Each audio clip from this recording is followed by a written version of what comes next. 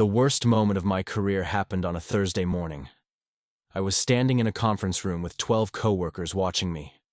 My boss held a printed report in his hand. He waved it in the air like it was evidence in a courtroom. "Do you see this?" he said loudly. Then he threw the report onto the table in front of everyone. "This is what incompetence looks like." No one said anything. Some people stared at the table. Some people stared at me. And a few people tried very hard not to smile. I remember feeling the heat rise in my face. Not from embarrassment, from anger. Because the numbers on that report were not wrong. The numbers were just inconvenient for him. And that moment in that room was the exact moment I realized something important. I was done working for someone else. My name is Daniel Mercer. I'm 32 years old now, and I own a logistics company that operates in 3 states. But 10 years ago, I was just another employee sitting in a gray cubicle. Back then, I worked for a regional distribution company called Redline Freight. It wasn't a glamorous job. We managed shipping routes for manufacturing companies across the Midwest. Trucks, warehouses, inventory systems, spreadsheets that tracked thousands of deliveries every day. Most people would probably find that kind of work boring. But I actually liked it. I liked systems. I liked solving problems. And I liked finding ways to make complicated operations run more efficiently. By the time I was 26, I had already become one of the best analysts in the department. Not because I was a genius, but because I paid attention to details other people ignored. Small inefficiencies, patterns in delivery delays, routes that could be optimized. Every improvement saved the company money, and every improvement made my boss look good. His name was Victor Hale. Victor had a reputation in the company for being aggressive and results-driven. Upper management loved him because his department always showed strong numbers. What most people didn't realize was that those numbers often came from ideas that weren't his. Victor had a particular talent for something else: taking credit. At first, I didn't think much about it. Corporate environments work that way sometimes. Managers present ideas their teams develop. That's normal. But over time, the pattern became more obvious. Every time one of my optimization models improved delivery efficiency, Victor would present it as his strategy. Every time a new routing system saved the company money, Victor would stand in front of the executives explaining his vision. Meanwhile, the people doing the actual work stayed invisible. For a long time, I tolerated it, because the job paid well, because I believed hard work would eventually be recognized, and because I thought patience was part of building a career. But there's a difference between patience and exploitation, and eventually every person reaches a moment when they understand the difference. For me, that moment happened in that conference room on a Thursday morning. 6 months before that meeting, I had built something that could have changed the entire company. It started as a side project, not something my boss asked for. Not something the company even knew I was working on. Just an idea that kept bothering me every time I looked at our delivery reports.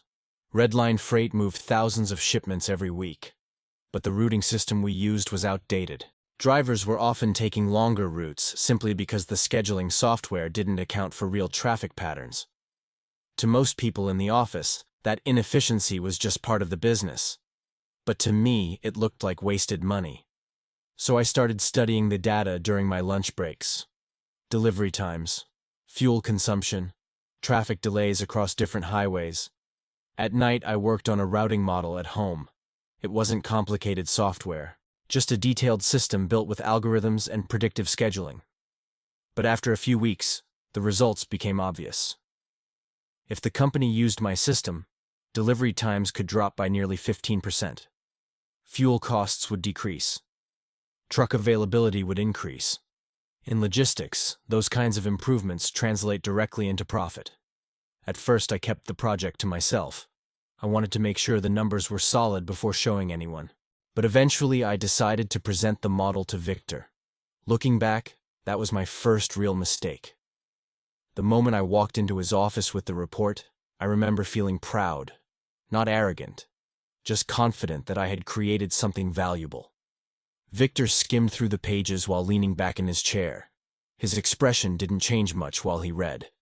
When he finished, he looked at me for a long moment.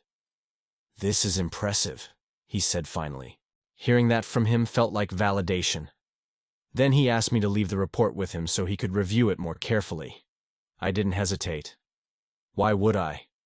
At that point, I still believed I worked for someone who valued initiative. 2 weeks later, Victor announced a department meeting. Everyone gathered in the conference room that morning. About a dozen analysts and coordinators. Victor stood at the front of the room next to a projection screen. He looked unusually confident that day. When the presentation started, the first slide appeared on the screen. My routing system, my models, my data projections. But Victor wasn't introducing it as my project. He was presenting it as his new strategic initiative. I sat there quietly while he explained the system to the entire department. Every chart, every improvement projection, every idea I had spent weeks developing. He described it like it had come from his own mind. I remember glancing around the room during that presentation. No one suspected anything. To them, it was just another management strategy announcement. And in that moment, I realized something about Victor that I should have understood much earlier. He didn't just take credit for other people's work. He depended on it. After the meeting ended, several co-workers congratulated him on the new system. Victor accepted every compliment like it was perfectly deserved. When the room emptied, he pulled me aside for a moment. "Good work on the numbers," he said quietly. Then he added something else that stuck with me. "But remember who signs your paycheck." At the time, I nodded and walked away. But that sentence stayed in the back of my mind for months. Because it wasn't just a reminder of hierarchy. It was a warning. After Victor introduced the routing system to the department, the company moved quickly to implement it. Upper management loved the idea. Reducing delivery times and fuel costs sounded like an easy win. Within a month, the system was running across most of our regional routes. At first, everything worked exactly the way I predicted. Delivery efficiency improved almost immediately. Drivers were completing routes faster. Fuel consumption dropped. Warehouse delays decreased because trucks arrived more consistently. Even the accounting department started noticing the difference. The company was saving thousands of dollars every week. Victor was suddenly the most celebrated manager in the building. Executives started mentioning his name during leadership meetings. Emails praising Victor's innovative strategy circulated through the company. Meanwhile, I went back to sitting quietly in my cubicle, watching my own work transform someone else's career. For a while, I tried not to think about it too much. Recognition would come eventually, I told myself. Results have a way of revealing the truth.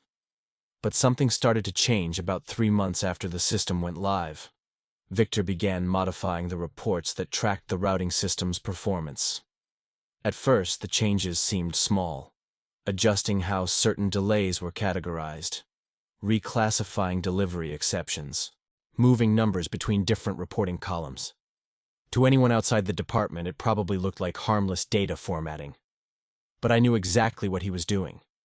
He was manipulating the performance metrics to make the system appear even more successful than it already was. The improvements were real. But Victor wanted them to look extraordinary. And when you exaggerate success in a system built on precise data, eventually the math stops adding up. I noticed the inconsistencies first while reviewing one of the monthly performance reports. The routing efficiency numbers looked too good. Much better than what the raw delivery data showed. So I checked the calculations again. Then again. And again. The problem became obvious quickly. Victor had changed the way certain delays were measured. Instead of counting them as system inefficiencies, he labeled them as external factors, traffic accidents, weather issues, warehouse delays. On paper, that adjustment made the routing system look almost perfect. But the truth was more complicated. Real-world logistics always includes variables you can't control. Ignoring them doesn't make them disappear. It just hides them until they become bigger problems. I debated whether I should confront Victor about the changes. Part of me knew that conversation wouldn't go well. But another part of me believed the situation could still be corrected quietly. So one afternoon, I walked into his office with the updated data reports. He didn't even look surprised when I explained what I found. Instead, he leaned back in his chair and smiled slightly. "You're thinking too much like an analyst," he said. "What does that mean?" I asked. "It means executives don't want complicated explanations," he replied. "They want results." I placed the report on his desk and pointed at the numbers. "These aren't accurate results." Victor looked at the page for a moment. Then he slid the report back toward me. "They're close enough," he said calmly. I stared at him in disbelief. "Eventually, this will cause problems," I said. Victor shrugged. "Then we'll deal with them when they happen." At that moment, I realized something else about Victor. He wasn't worried about the system failing, because if something did go wrong, he already knew exactly who he planned to blame. The real problem started on a Monday morning. A major manufacturing client had scheduled an urgent shipment across 3 states. The delivery involved 12 trucks leaving the warehouse within the same hour. Everything depended on precise timing. Routes, traffic windows, driver coordination. Normally, those kinds of shipments went smoothly. But this time, the routing system began producing strange results. 2 of the trucks were assigned nearly identical routes. Another was sent through a highway construction zone that had been closed the night before. At first, the drivers thought the instructions were a mistake. They called dispatch asking for clarification. The dispatch team checked the routing software. According to the system, everything was correct. But the system was using the modified metrics Victor had insisted on. Metrics that ignored certain real-world variables. Within 2 hours, the situation became chaotic. 1 truck got stuck in traffic near the construction zone. Another arrived at the wrong loading facility because the delivery coordinates had shifted in the system. A 3rd truck ended up waiting nearly 90 minutes at a warehouse that wasn't prepared for the shipment. Delays started stacking on top of each other. By mid-afternoon, the entire delivery schedule had collapsed. The client was furious. Phone calls started coming into the office from multiple departments. Logistics managers, customer service supervisors, even the regional director. Everyone wanted to know what had gone wrong. And that's when Victor called for the emergency meeting. The same conference room where most of our department presentations happened. Everyone gathered quickly. Analysts, dispatch coordinators, operations staff. Victor stood at the front of the room holding a printed report. The same report he had been waving earlier in the cold open of this story. I already knew what the report contained. The routing system data from the failed shipment. But the version he was holding had been altered again. This time the blame was positioned very carefully. Victor cleared his throat and looked around the room. "We had a serious operational failure today," he said. No one spoke. Everyone knew the shipment had been a disaster. Victor lifted the report slightly. "This system was designed to improve efficiency," he continued. Then he looked directly at me. "And the person responsible for that system is sitting in this room." Several heads turned toward me immediately. Some people looked confused. Others looked curious. Victor took a step closer to the table and dropped the report onto the surface with a sharp sound. "Daniel," he said loudly. "Do you see this?" The same line from the beginning of this story. He pointed to the page dramatically. "This is what incompetence looks like." The room went silent. I could feel every pair of eyes in the conference room on me. But something strange happened in that moment. Instead of feeling embarrassed, I felt calm, because Victor had just made a mistake, and he didn't realize it yet. Victor expected me to look nervous. He expected me to panic. He expected the room to turn against me immediately. That's how situations like that usually work in corporate environments. Public pressure makes people freeze. But I didn't freeze. I simply looked at the report on the table for a moment. Then I looked back at Victor. "You're right," I said calmly. The room shifted slightly when I said that. Victor looked almost satisfied. For a moment, he probably thought I had just accepted the blame. But I continued speaking before he could enjoy the moment too much. "That report does show a serious problem," I said. Several people in the room leaned forward slightly. They were expecting an explanation. Victor crossed his arms. confident he had already won the conversation. "But the problem isn't the routing system," I continued. Now Victor frowned. "The problem is the changes made to the reporting structure 3 months ago." A few confused looks appeared around the table. The analysts in the room knew exactly what I was talking about, but most of the managers did not. Victor's expression hardened slightly. "What changes?" he asked sharply. I reached into my bag and pulled out a folder. Inside were printed reports from the original system. The system before Victor modified the metrics. I placed the documents on the table next to his report. "These are the original performance metrics," I said. Then I placed another set of papers beside them. "And these are the revised metrics introduced later." The difference between the two sets of numbers was obvious immediately. The altered reports made the system appear nearly flawless. The original reports showed realistic performance results, which meant one thing. The failures in the shipment weren't caused by the system design. They were caused by the modifications Victor insisted on. One of the senior analysts leaned forward to examine the pages. "Wait," she said slowly. "These values don't match the current reporting model." "Exactly," I replied. Victor stepped closer to the table. His voice was no longer confident. "These are internal drafts," he said quickly. "They're not finalized data." I shook my head slightly. "They are finalized," I said. "And they're saved on the company server." The room became noticeably quieter, because now the problem wasn't just a failed shipment. Now it was a question of data manipulation. The regional director, who had been standing silently near the wall, finally spoke. "Victor," he said slowly, "why were the performance metrics changed?" Victor opened his mouth to answer, but for the first time since the meeting began, he didn't have a good explanation. The room stayed silent after the regional director asked his question. Victor looked around the table like he was searching for someone to support him, but no one spoke. The analysts were studying the documents. The managers were watching Victor carefully, and the regional director was waiting for an answer. Victor finally cleared his throat. "The changes were made to simplify the reporting structure," he said. His voice sounded less confident than it had earlier. One of the analysts shook her head while looking at the reports. "These changes didn't simplify anything," she said. "They removed half the performance variables." Another manager pointed at one of the pages. "This adjustment reclassified operational delays as external factors," he added. "That hides real system problems." Victor's jaw tightened slightly. "That interpretation isn't accurate," he replied quickly. But the damage was already done. The regional director picked up the two reports and compared them side by side. He didn't look angry. He looked disappointed. "Victor," he said slowly, "did you authorize these changes?" Victor hesitated.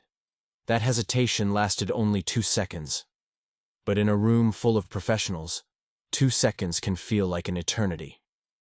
"Yes," he finally admitted. "I approved them." The director placed the papers back on the table. "And did you present the routing system to upper management as your own strategic initiative?" Victor didn't answer immediately. Everyone in the room already knew the truth, but hearing it confirmed mattered. "Yes," he said quietly. The director nodded once. "Then we have 2 separate issues here," he said calmly. "One involves inaccurate performance reporting. The other involves misrepresentation of intellectual contribution." Victor's face turned pale. He understood what that meant.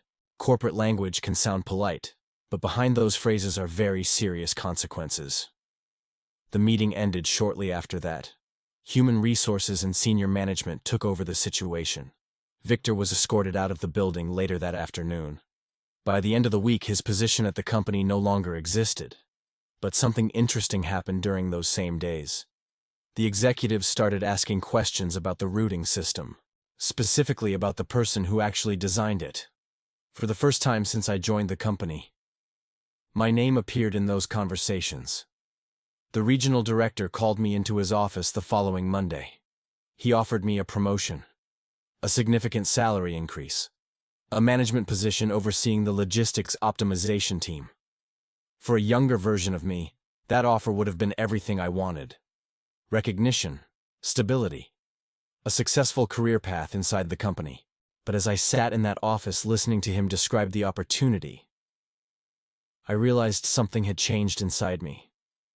Because the moment Victor tried to destroy my reputation in that conference room, something else had happened too.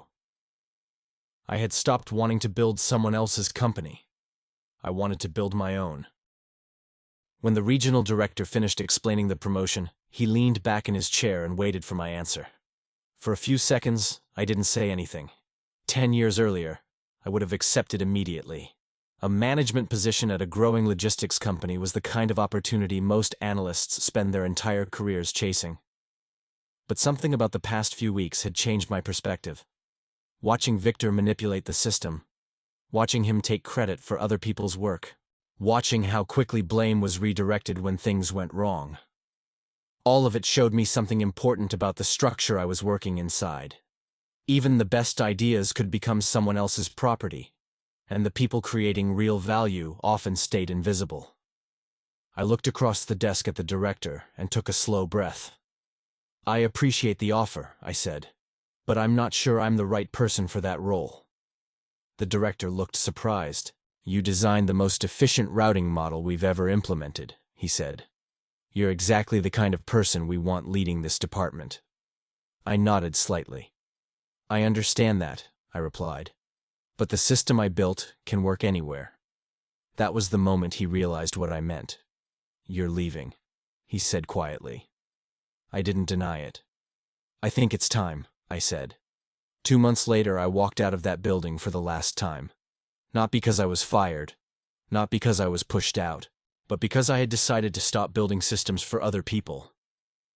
Starting a company from nothing is never easy. The first year was chaos, long nights, uncertain contracts, financial risk that kept me awake more than once. But the difference was simple. Every success belonged to the people who created it.